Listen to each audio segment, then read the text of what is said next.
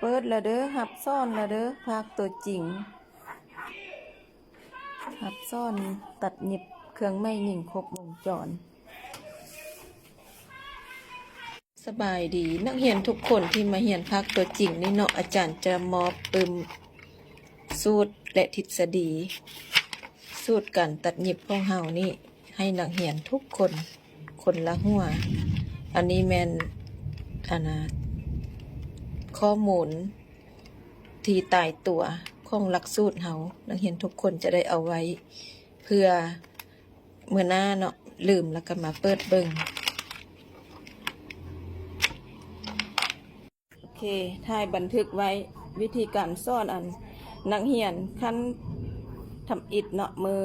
ที่สองมือที่หนึ่งแต้มขิงละอันนี้เป็นมือที่สองอ่ะแม่แต้มมานี่แต้มทายคำอธิบายแม่นี่ใช่นี่อันน่ะได้หลวงกวงจื้อแท้ๆเลยจื้อเลยเด้อคันจื้อไหวแล้วก็ได้เหียนไหวหลวงกวงคงแค้นหลวงยาวคงแค้นแม่นเจียอันนี้นี่มันบอนนี้นี่เห็นบ่แค้นมีหยกน้อยหยกลายแล้วก็บ่หยก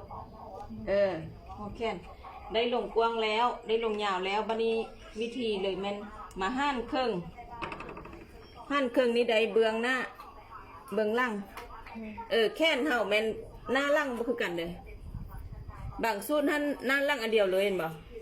แค่นหั่นน่ะอันน่ะ34หั่นซองได้17หั่นครึ่ง17คิดไว้เจ้ายานบ่จื้อนะเจ้าเบิ่งอันนี้อีกคงมันอยู่นี่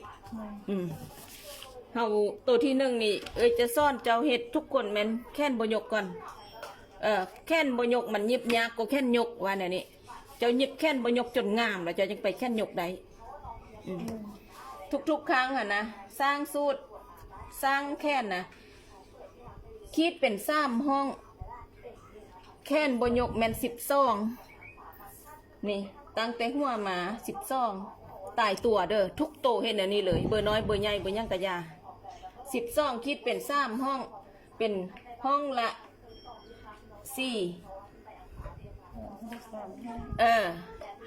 ได้ห้องละ4 12หั่น3เลยได้ห้องละ4 2เป็นคิดไว้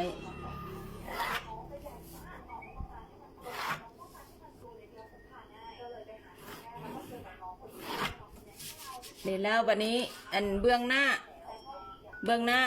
ท่านให้คิดแบบนี้มานี่เลยจืดเด้อนี่เส้นนี้5เส้นนี้เลยแล้วจะมาซอกจุดใจกลางห้องตัวนี้ไว้คิดไว้ตัวนี้แล้วเบื้องล่างจืดเด้อเบื้องล่าง5เส้นที่2นี่5หั่นนี่จะเบื้องอยู่นี่นี่5นี่มาอันนี้5นี่จื่อว่าตัวนี้เป็นทางหน้าแล้วต่อไปแล้วนี่โค้งหัวแค่นนี่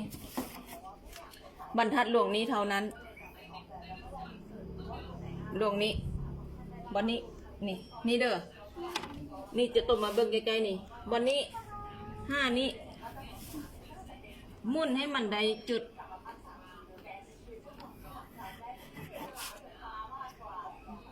แล้วตัวจื้อสำคัญหลวงบรรทัดไล่คนบ่จื้อเราผิดนี่เก็บเบิ่งเด้อปิ้นมานี่จื้อเลยหลวงบรรทัดนี่มาหาดบนนี้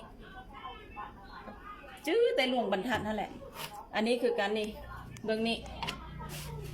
ตัวนี้มาห้านี่เนาะตัวนี้ก็มาห้านี่ตกกระโค้งจนได้จุด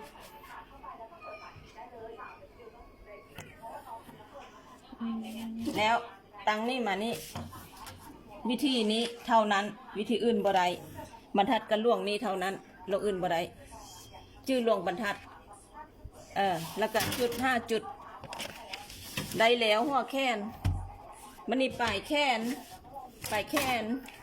หอบปากแขนเสา5ทองแขนเสา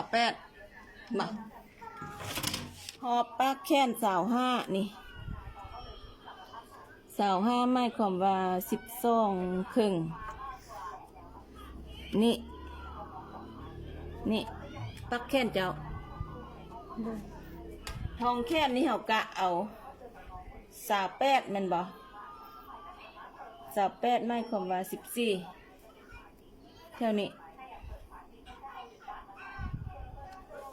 คิดไว้แล้ววิธีโค้งแค้นเฮาแม่นตัวนี้บอนนี้เน่งแต่นี้นี่ดิกระหักพอดีจือได้จือลงบรรทัดได้นี่แหละจังว่าแล้ววิดีโอนี้จะส่งให้เจ้าไปเบิ่งตึมเห็นป่ะแล้วพอฟ้าเธอลูกนี่จุดนี้จุดนี้จุดนี้อันนี้เมนโตที่1โตแค้นบ่ยกโตทำอิดนี่ได้แล้วเดี๋ยวนี้นะเห็นป่ะแล้วโตไปกายตามนี้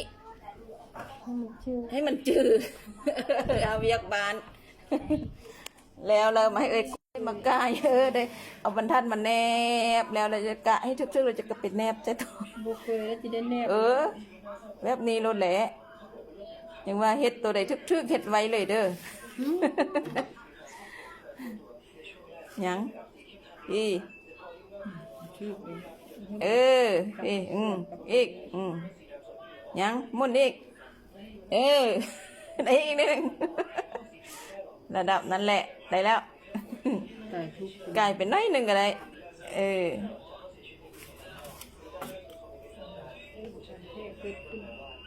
โอแมนบันทึกแล้วพี่เห็นว่าจื่อหลวงตัวนี้แหละสำคัญนะเจ้าบ่ต้องท่ามากรอบอยู่นี่นะเจ้าเอาอันนี้นี่นะมันเน่งเลยเน่งคือโค้งหนุ่มพะนะได้บนใดเอาบนนั้นเห็นบ่เพราะว่าแค่แต่ละคนบ่คือกันใดอันนี้เฉพาะของเจ้าผู้เดียวเด้อนี่นะเบื้องนั้นคือกันหัวเน่งเอายังพี่จุดโขกหัวพี่พี่เบิ่งมุ่นให้มันได้ที่ตัวนั้นแน่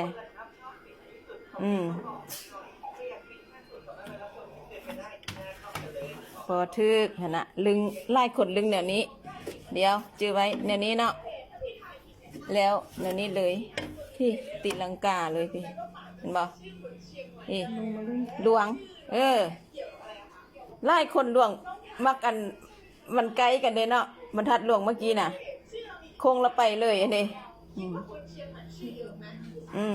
จุดสื่อจุดสำคัญจุดส้นผีกับส้นนั้นมือไม้แท้ๆเด้อนี่เด้อเริ่มต้น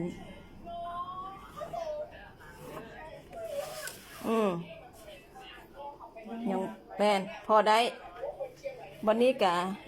เลื่อนไล่ดีวันนี้บ่ต้องแบบงอกแงกค่ะนะโอเคเอาตอนต่อไป